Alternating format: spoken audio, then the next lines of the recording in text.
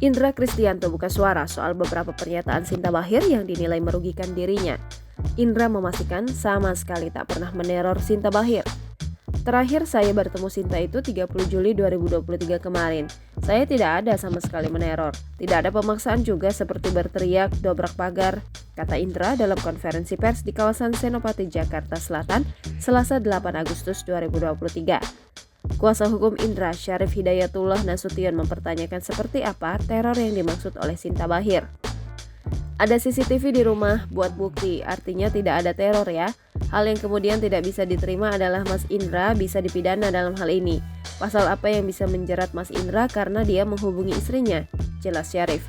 Kalau dia berzina itu bisa dikenakan perzinaan. Tapi kalau menghubungi istri itu masa disebut teror? Apa pasalnya?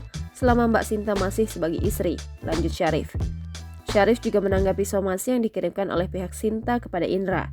Dalam somasi, pihak Sinta meminta Indra untuk tidak mengganggu hidupnya lagi. Sebagai informasi, sidang cerai Sinta Bachir dan Indra Kristianto kembali digelar di Pengadilan Agama Jakarta Timur pada Selasa pagi. Sidang tersebut beragendakan mediasi terakhir tanpa kehadiran Indra Kristianto.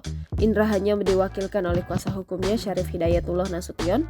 Hasil mediasi menyebut Sinta dan Indra sepakat untuk bercerai.